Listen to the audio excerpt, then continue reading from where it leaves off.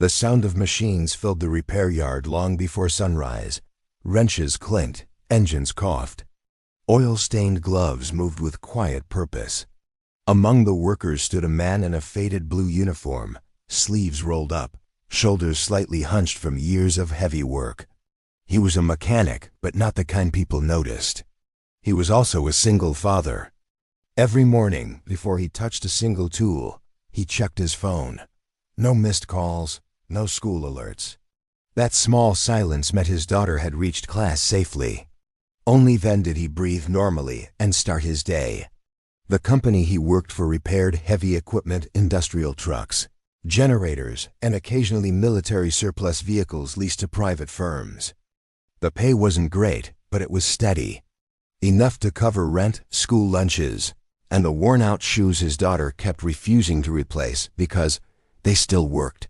He never complained, not when others took credit for his work, not when overtime went unpaid, not when supervisors walked past him like he was invisible. That morning felt different, though. A sleek black car rolled into the lot, far cleaner than anything else there. Conversation slowed. A few workers straightened their backs. Someone whispered that the CEO had arrived unexpectedly. She stepped out with sharp heels and sharper eyes. Her suit was pressed perfectly. Her posture said she was used to being obeyed. She didn't smile. She scanned the yard like it disappointed her. A manager rushed toward her, talking fast, pointing at equipment, papers, workers. Her gaze stopped on the mechanic in blue. He was kneeling beside an engine, hands deep inside the machine, fully focused. He didn't notice her at first. When he finally looked up, their eyes met for a brief second. She frowned. "Who is that?" she asked. The manager hesitated.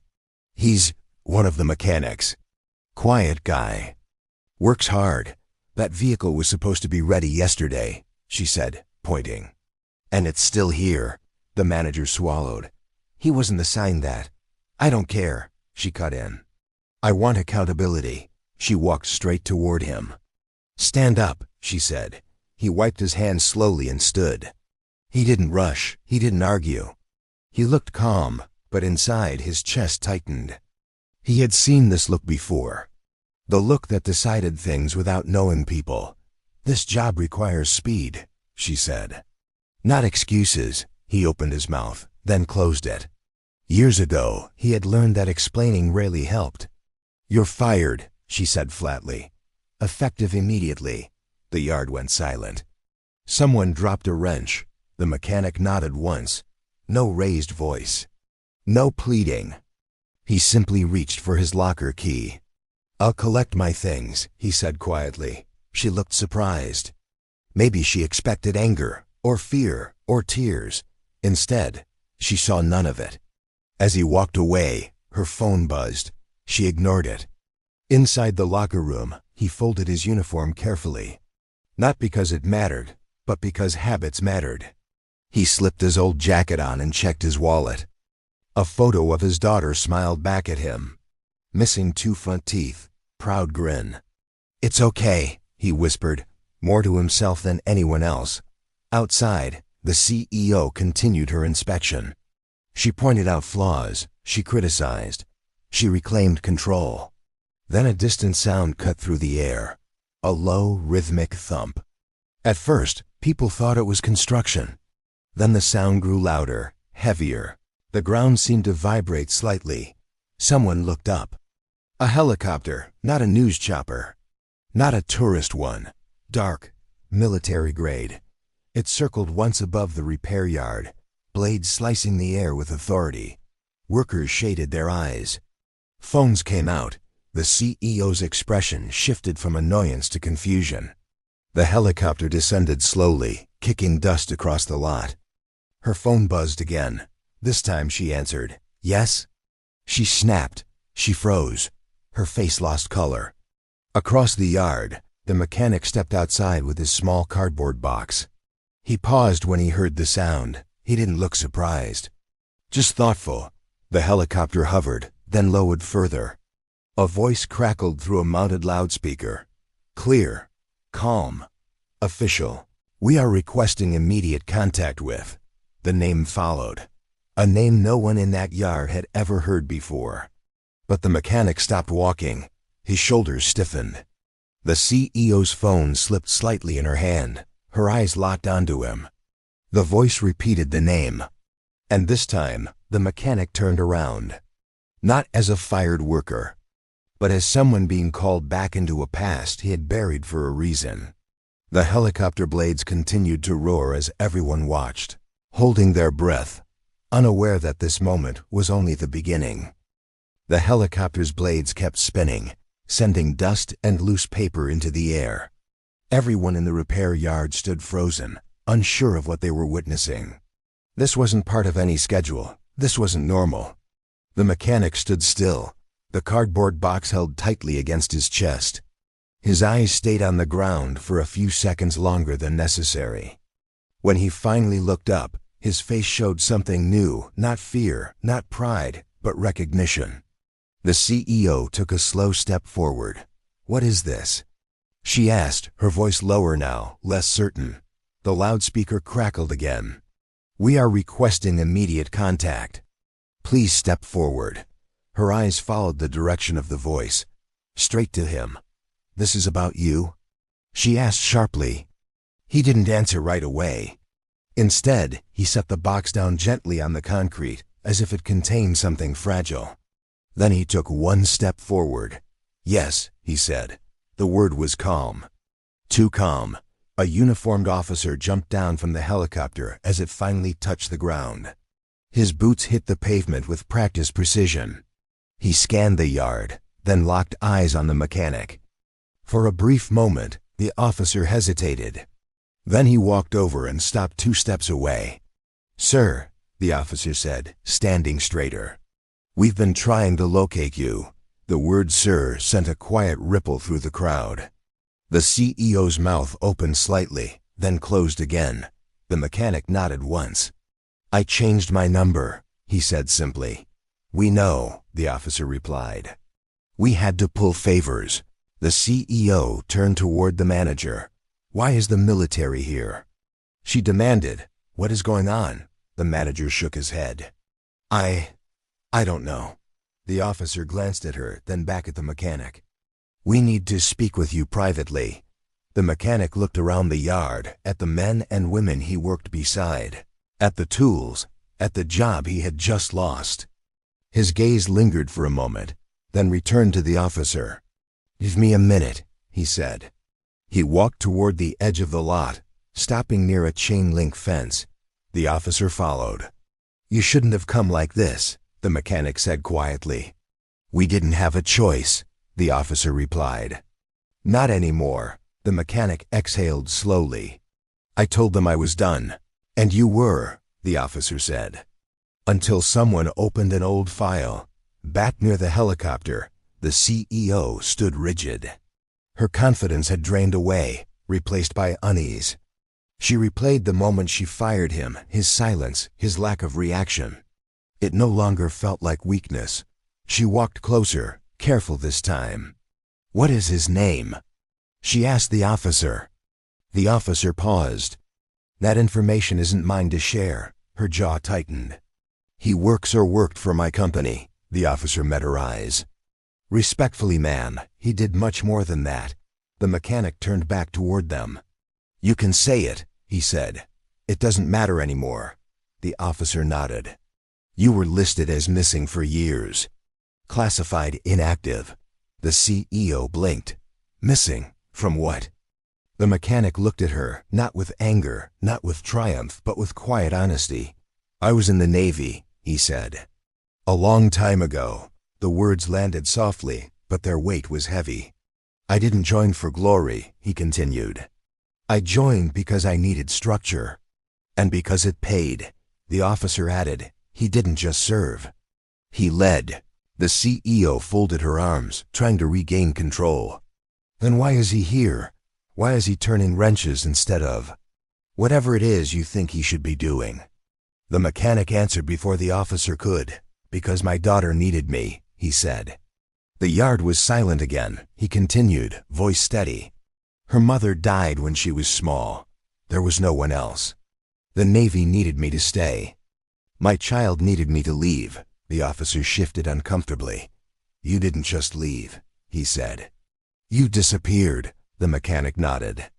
That was the point. The CEO's expression changed. Something in her eyes softened, just slightly. And now? She asked. The officer turned serious. Now there's a situation. One that connects directly to him. One only he can help with. The mechanic looked toward the helicopter, then back at the repair yard. I don't know if I can, he said. The officer lowered his voice. People's lives may depend on it. The mechanic closed his eyes briefly. Somewhere miles away, a school bell rang. His daughter would be lining up for lunch, expecting him to be there at the end of the day, like always. He opened his eyes. Give me time, he said. I need to think. The officer nodded. We'll wait. The CEO watched him closely now, not as an employee, not as someone she dismissed, but as a man whose silence had hidden an entire life. And for the first time that day, she realized she may have made the biggest mistake of her career. The helicopter stayed on the ground longer than anyone expected. Its blades slowed, then stopped, leaving behind a strange silence. The repair yard felt smaller now, as if the walls had moved closer. The mechanic sat on a low concrete block near the fence. His hands rested on his knees. They were steady, but his thoughts were not. Across from him, the Navy officer waited patiently. He didn't rush, he didn't push. He had learned long ago that some men needed space before they spoke. After a few minutes, the mechanic finally looked up. What exactly did they open? He asked. The officer hesitated. An old mission file. One that was never supposed to be touched again. The mechanic nodded slowly. I knew this day would come. You saved people, the officer said.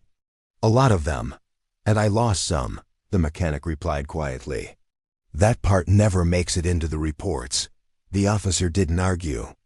The CEO stood nearby, pretending to check messages on her phone, but her attention never left them. She had never seen a man like this before, someone who carried weight without showing it. The officer cleared his throat. There's a situation overseas, a breakdown in leadership. A unit trapped between orders and survival.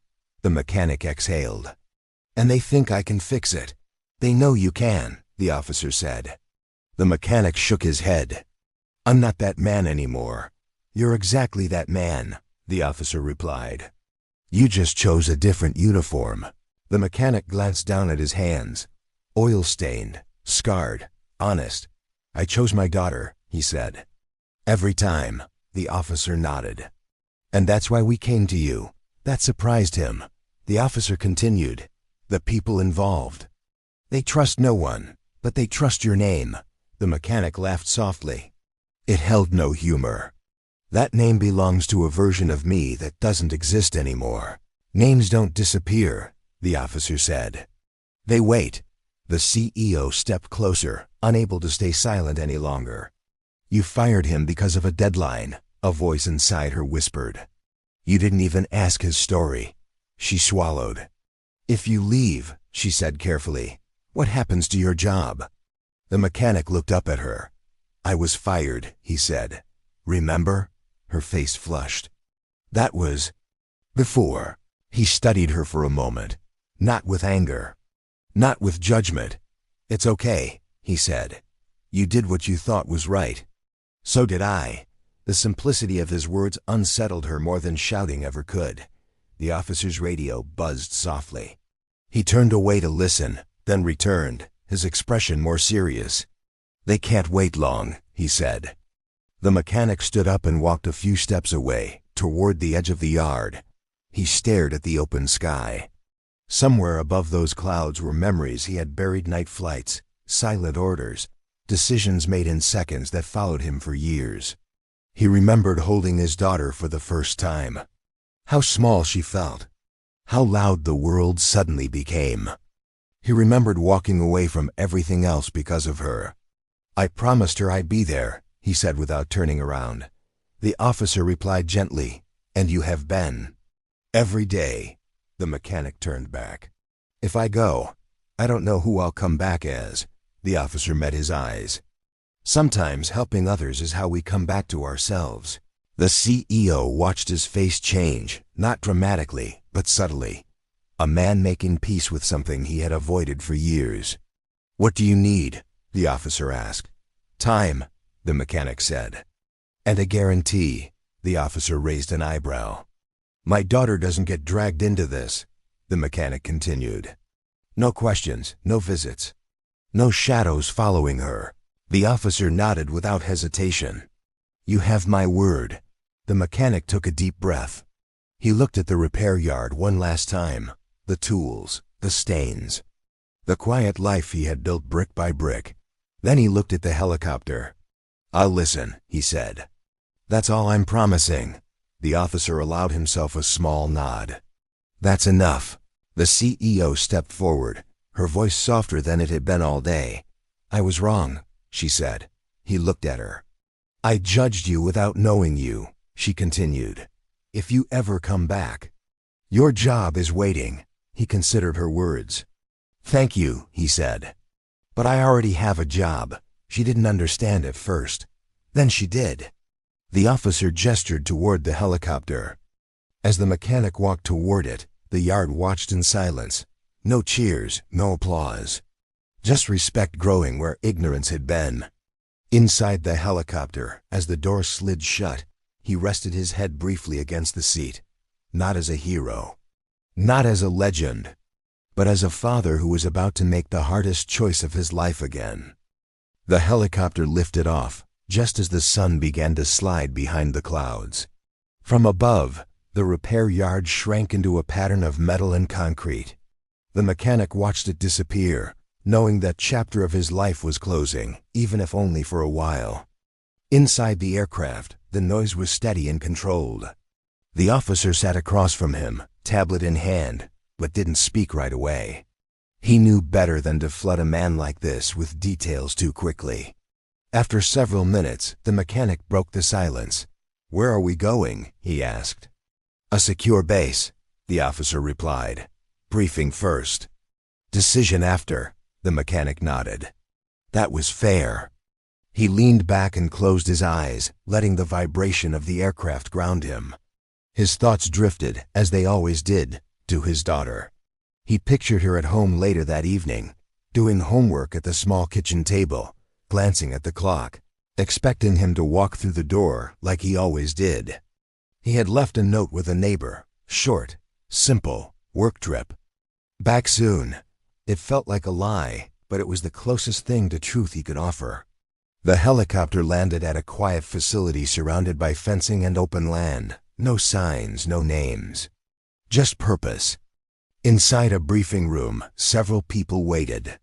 They stood when he entered, not out of ceremony, but respect. That alone told him this was serious. A screen lit up behind them. Maps, coordinates, timelines. "This situation began 3 days ago," one of them said. "A joint operation stalled. Communication broke down. Command structure collapsed." The mechanic studied the screen. He didn't interrupt. "They're not responding to standard protocols," the voice continued. "But when we ran historical models, one name kept coming up." The screen paused. His name. He looked away. "They don't trust systems," another voice said. "They trust people. Specifically, they trust you." The mechanic folded his arms. "Trust is expensive," he said. "And it usually costs lives," no one argued. "What do you want from me?" he asked.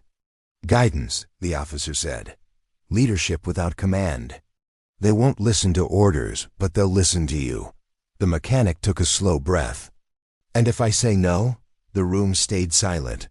"Then we respect that," the officer finally said. "But the window closes." The mechanic stood and walked toward the screen. He traced a finger over one of the marked zones. "I know this terrain," he said. "Weather shifts fast. Visibility drops without warning." Heads nodded. "You sent them in unprepared," he said, not accusing, just stating fact. "Yes," someone admitted quietly. He turned back. "Then don't ask me to fix this from a distance." The officer's eyes sharpened. "What are you saying?" "I go in," the mechanic said. "Or I don't go at all." The room stiffened. "That wasn't the plan," someone said. "It never is," he replied. The officer studied him for a long moment, then nodded. "I'll make the call." While they waited, the mechanic sat alone in the side room. A phone was placed in front of him. "One call," the officer said. He hesitated before picking it up. His daughter answered on the second ring. "Hi," she said brightly. "You're late." "I know," he said softly. "I'm sorry. Are you okay?" She asked. "Yes," he said. "I just have to help some people for a bit." She was quiet for a moment. "You always help people," he smiled, eyes burning. "Not always, but I try. Come back," she said. "I will," he promised. He hung up before his voice could break. The decision came quickly after that. The mission began before dawn. He wore no rank, no insignia. Just practical gear and a calm expression. The people he joined didn't ask questions when they saw him. They didn't need to. They recognized him. Orders were replaced with conversations. Fear softened into focus. Panic gave way to movement, and slowly things began to change. But danger has a way of noticing when control shifts. By nightfall, the situation turned. A misstep, a sudden loss of cover. A moment that demanded a choice. The mechanic stepped forward without hesitation. Because that's what he had always done. And in that moment, far from the repair yard and the life he built, he proved something again, not to the Navy, not to history, but to himself. The night was colder than expected. The mechanic crouched behind a low ridge, listening to the wind move across open ground. The team waited behind him, eyes fixed on his back, not because he was the loudest voice, but because he was the calmest one. The situation had narrowed to minutes. Communication was unstable, supplies were running low. One wrong move would turn an already fragile mission into something far worse. He looked at the faces around him, tired, focused, trusting. He remembered another night like this years ago. Different place, same silence before a decision. "We move in pairs," he said quietly. "No rushing."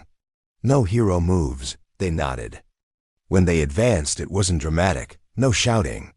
No chaos, just steady steps, guided by judgment instead of fear. A sudden noise broke the rhythm. Someone stumbled. A flare went up in the distance, lighting the sky for a brief second. Everyone froze. The mechanic raised a hand. "Wait." The flare died. Darkness returned. They moved again. Minutes later, they reached the trapped unit. Exhausted faces looked up in disbelief when they saw him. One of them whispered his name. He shook his head gently. "Later," he said. "Right now we get you home." What followed wasn't perfect. Nothing ever is, but it was enough. By sunrise, the danger had passed. Back at the base, no one celebrated. They didn't need to. The quiet relief said everything. The officer approached him as he removed his gear. "It's done," the officer said. The mechanic nodded. "Then I'm done too." The officer hesitated. "They'll want to talk. Offers will come."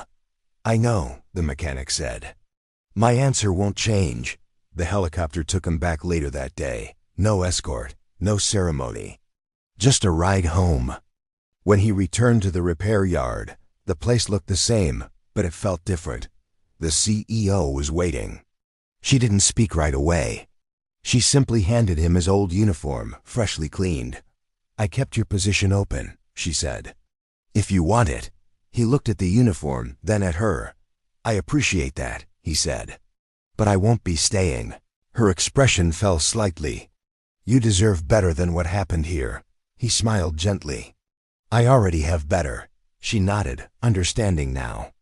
As he walked away, she realized something she had never learned in business school, that power doesn't always announce itself, and the strongest people rarely demand recognition.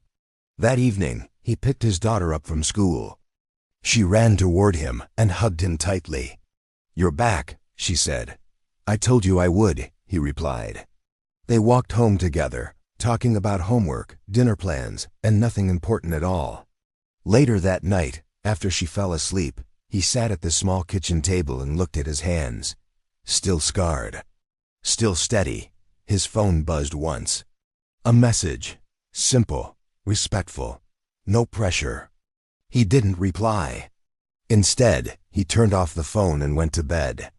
Because tomorrow morning, he would wake up early again, make breakfast, walk his daughter to school. And that more than any title, uniform, or past achievement was the life he chose. Not because he had no other options, but because he finally understood which ones mattered.